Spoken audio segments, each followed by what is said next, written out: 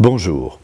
Un autre obstacle à la libération est le manque d'abandon au Seigneur. Pourquoi est-ce que le manque d'abandon au Seigneur serait un obstacle à la libération? Eh bien tout simplement parce que la libération se fait par le Seigneur, le prêtre n'est qu'un instrument, et c'est le Seigneur qui libère. Pour pouvoir nous aider, pour pouvoir nous libérer, il faut que nous soyons complètement disponibles à son action. Et cela s'appelle l'abandon au Seigneur. C'est un des obstacles les plus importants, puisque si on n'est pas vraiment abandonné au Seigneur, on peut entreprendre tout le reste, rien ne fonctionnera. Le Seigneur nous aime beaucoup, à la folie, et donc il respecte notre liberté. Si nous ne sommes pas entièrement remis en confiance au Seigneur, parce qu'il peut y avoir des traumatismes qu'on a subis, il peut y avoir beaucoup de choses qu'on a vécues et qui nous mettent dans un état de contrôle, un état de peur. Quand on a peur, on cherche à contrôler sa vie, à gouverner sa vie, sans abandon au Seigneur. C'est très difficile d'être abandonné au Seigneur quand on a vécu plein de choses difficiles. Donc il ne s'agit pas de moraliser, mais il s'agit de constater qu'il y a cet obstacle à la libération qui est le manque d'abandon au Seigneur. Alors comment peut-on savoir si on est abandonné ou non au Seigneur? C'est une chose difficile. Si on a un père spirituel, c'est plus facile parce que lui le verra. Autrement, on peut donner un exemple. Une personne qui prie beaucoup le Seigneur pour être libérée de tous les obstacles et de toutes les nuisances qu'elle subit.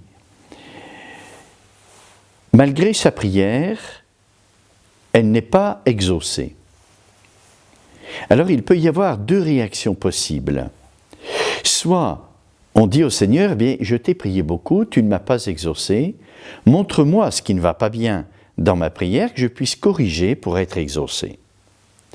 Ou alors on peut réagir d'une autre manière en disant, Seigneur, je t'ai prié beaucoup, tu ne m'as pas exaucé, mais au fond, je préfère ta volonté à mon désir, ça me va bien la même chose, je continue de prier.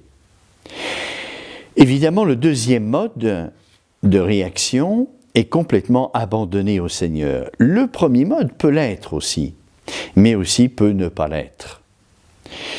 C'est-à-dire, c'est à la manière dont on réagit au fait que le Seigneur ne nous exauce pas, qu'on voit si on est abandonné ou pas. Si on voit qu'on n'est pas exaucé par le Seigneur et qu'on se met en colère contre le Seigneur, on se fâche, eh bien, il y a des chances qu'il y ait un abandon qui ne soit pas complètement donné et parfait. Il peut y avoir, bien sûr, une réaction normale à la souffrance. Jésus lui-même, à Gethsémani, a demandé au Père que cette coupe soit éloignée. Parce qu'il peut y avoir une réaction naturelle à la souffrance, une réaction de vouloir écarter cette souffrance qui est tout à fait légitime.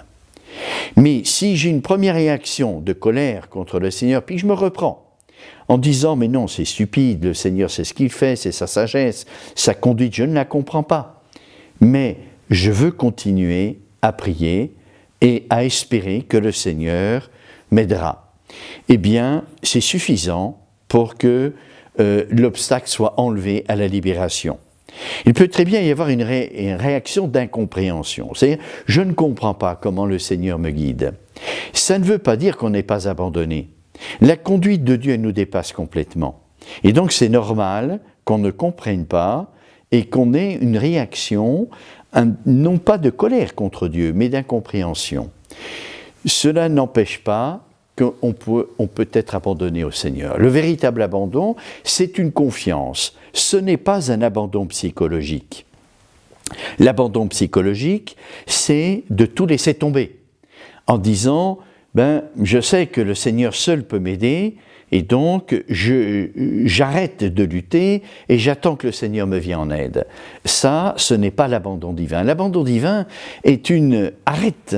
C'est une chose, c'est une attitude intérieure difficile parce qu'il faut lutter contre le mal. On n'a pas le droit de dire « mais c'est le mystère de la croix et donc je ne lutte pas contre le mal ». On doit lutter contre le mal. Mais dans l'abandon au Seigneur, et c'est là toute la difficulté, parce que quand on lutte contre le mal, on a parfois tendance à se rigidifier. Parce qu'il faut mobiliser ses forces, et en mobilisant ses forces, on peut devenir dur, on peut devenir intransigeant.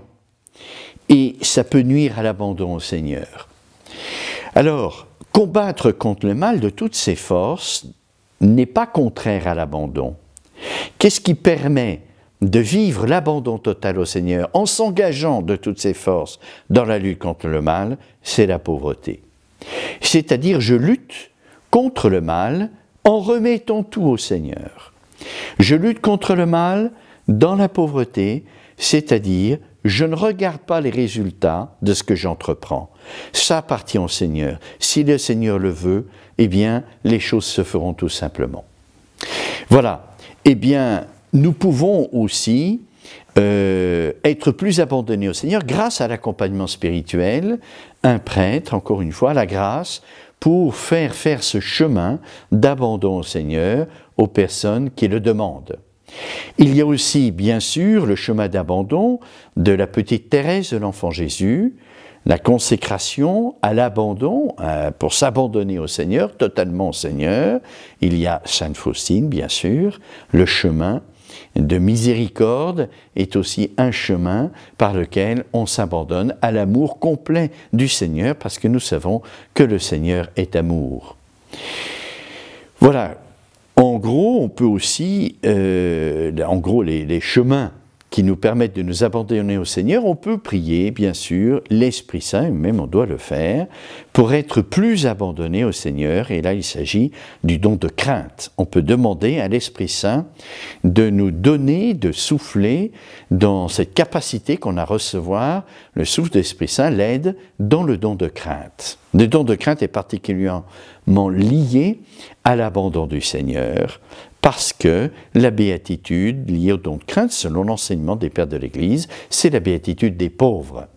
Bienheureux les pauvres, le royaume des cieux est à eux. Quand on est pauvre, eh bien on peut être complètement abandonné au Seigneur.